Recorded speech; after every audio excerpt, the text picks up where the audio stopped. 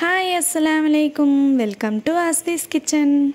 இப்போ நம்ம முருங்கைக்கீரை பருப்பு கடையில் தான் செய்ய போகிறோம். துவரம் பருப்பு ஒரு 1/2 அன் ஹவர் ஊற வச்சு எடுத்துருக்கேன். ஒரு வெங்காயம் கட் பண்ணிட்டு சேர்த்துக்கலாம். 2 தக்காளி, ஒரு 10 பல் பூண்டு. நான் கொஞ்சம் எக்ஸ்ட்ரா சேர்த்துருக்கேன், உங்களுக்கு எவ்வளோ தேவையோ சேர்த்துக்கோங்க. 1 ஸ்பூன் சீரகம், 1/4 ஸ்பூன் மஞ்சத்தூள், தேவையான அளவு தண்ணி சேர்த்து வேக வச்சுக்கலாம்.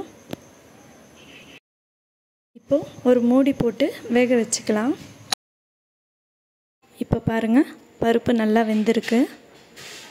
இந்த மாதிரி வெந்ததும் இப்போ நம்ம இதில் முருங்கைக்கீரை ஆட் பண்ணிக்கலாம்.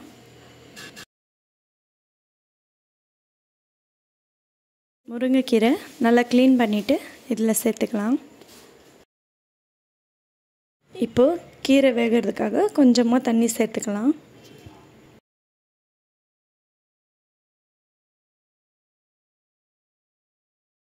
இந்த மாதிரி நல்லா கலந்து விட்டுக்கலாம். முருங்கைக்கீரை சீக்கிரமாக வெந்துடும், அதனால் கொஞ்ச நேரம் வேக வச்சா போதும். மூடி போட்டு வேக வச்சுக்கலாம்.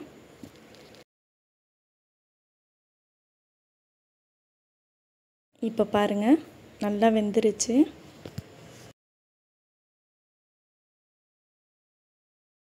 இப்போ ஒரு பருப்பு சட்டிக்கு மாற்றி நல்லா கடைஞ்சிக்கலாம்.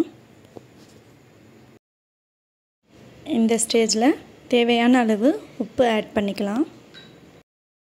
இந்த மாதிரி வர அளவுக்கு நல்லா கடைஞ்சி எடுத்துக்கலாம். அப்போ தான் சாதத்து கூட சாப்பிடும் போது ரொம்ப டேஸ்ட்டாக இருக்கும். இப்போ இதில் தாளித்து சேர்த்துக்கலாம். ஒரு தாளிப்பு கடாயில் கொஞ்சமாக ஆயில் சேர்த்து ஹீட் பண்ணிக்கலாம். 1/4 ஸ்பூன் கடுகு பொரிஞ்சதும் 4 காஞ்ச மிளகாய் உடச்சி சேர்த்துருக்கேன். கொஞ்சமாக கருவேப்பிலை. இப்போது நம்ம கடைஞ்சி வச்சுருக்க கீரை கடையில் இந்த தாளிப்பை சேர்த்துக்கலாம். இப்போது இதை ஹீட் பண்ண தேவையில்லை, நம்ம அப்படியே மிக்ஸ் பண்ணி விட்டு சர்வ் பண்ணிக்கலாம். முருங்கைக்கீரை கடையல் ரெடி.